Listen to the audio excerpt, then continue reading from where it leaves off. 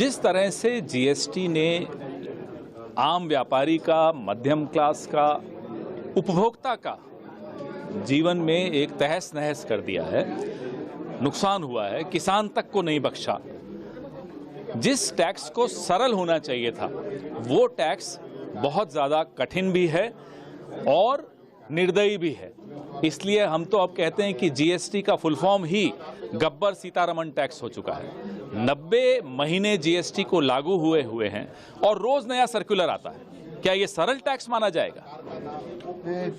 खेड़ा साहब, वीर सावरकर के नाम पर स्कूल खुल रहे हैं। आपने भी एक प्रेस कॉन्फ्रेंस में वीर सावरकर को लेकर बात कही, क्या सच है? मैंने तो वीर बोला ही नहीं, मैंने तो सावरकर बोला था। सावरकर को जिसने भी पढ़ा है वो सावरकर को न तो अपना नायक मान सकता है न वीर मान सकता है। मैंने पढ़ा है तो मैं तो नहीं मान सकता। जिन्होंने नहीं पढ़ा वो उनके नाम पे स्कूल खोलें, कॉलेज खोलें, अस्पताल खोलें, लेकिन जो अब हमारे बीच में नहीं रहे उनके बारे में ज़्यादा अपमानजनक टिप्पणी करना उचित नहीं होता, हमारे संस्कार में नहीं है। लेकिन जो उनके लेख हैं, जो उनकी पुस्तकें हैं, जो उनके विचार हैं, उन विचारों से मुझे लगता नहीं है कि आपके हमारे विचार कभी मेल खा सकते हैं। क्योंकि छत्रपति शिवाजी महाराज के लिए जो उन्होंने टिप्पणियां की, महिलाओं के विषय में जो उन्होंने टिप्पणियां की, मुझे नहीं लगता कि कोई भी समझदार व्यक्ति उन विचारों को स्वीकार करेगा।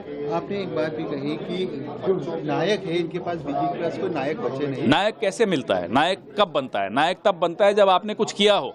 आज़ादी का आंदोलन में कितने नायक पैदा हुए? क्यों नहीं आपने आज़ादी के आंदोलन में हिस्सा लिया? आपके पास भी नायक होते। आज क्यों आपको सरदार पटेल को छीनने की कोशिश करनी पड़ती है? क्यों आपको सुभाष चंद्र बोस जी को हमसे छीनने की कोशिश करनी पड़ती है? क्योंकि आपने आज़ादी के आंदोलन में हिस्सा नहीं लिया, इसलिए आपके पास नायक नहीं है।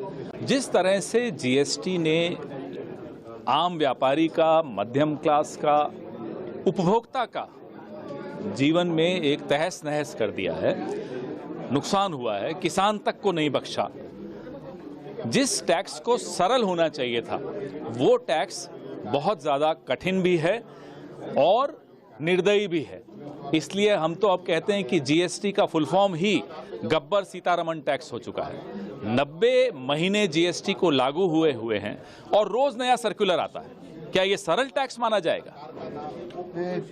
खेड़ा साहब, वीर सावरकर के नाम पर स्कूल खुल रहे हैं। आपने भी एक प्रेस कॉन्फ्रेंस में वीर सावरकर को लेकर बात कही, क्या सच है? मैंने तो वीर बोला ही नहीं, मैंने तो सावरकर बोला था। सावरकर को जिसने भी पढ़ा है वो सावरकर को न तो अपना नायक मान सकता है न वीर मान सकता है। मैंने पढ़ा है तो मैं तो नहीं मान सकता। जिन्होंने नहीं पढ़ा वो उनके नाम पे स्कूल खोलें, कॉलेज खोलें, अस्पताल खोलें, लेकिन जो अब हमारे बीच में नहीं रहे उनके बारे में ज़्यादा अपमानजनक टिप्पणी करना उचित नहीं होता, हमारे संस्कार में नहीं है। लेकिन जो उनके लेख हैं, जो उनकी पुस्तकें हैं, जो उनके विचार हैं, उन विचारों से मुझे लगता नहीं है कि आपके हमारे विचार कभी मेल खा सकते हैं। क्योंकि छत्रपति शिवाजी महाराज के लिए जो उन्होंने टिप्पणियां की, महिलाओं के विषय में जो उन्होंने टिप्पणियां की, मुझे नहीं लगता कि कोई भी समझदार व्यक्ति उन विचारों को स्वीकार करेगा। आपने एक बात भी कही कि जो नायक है इनके पास बीजेपी क्लास को नायक बचे नहीं। नायक कैसे मिलता है? नायक कब बनता है? नायक तब बनता है जब आपने कुछ किया हो। आज़ादी का आंदोलन में कितने नायक पैदा हुए? क्यों नहीं आपने आज़ादी के आंदोलन में हिस्सा लिया? आपके पास भी नायक होते। आज क्यों आपको सरदार पटेल को छीनने की कोशिश करनी पड़ती है? क्यों आपको सुभाष चंद्र बोस जी को हमसे छीनने की कोशिश करनी पड़ती है? क्योंकि आपने आज़ादी के आंदोलन में हिस्सा नहीं लिया, इसलिए आपके पास नायक नहीं है।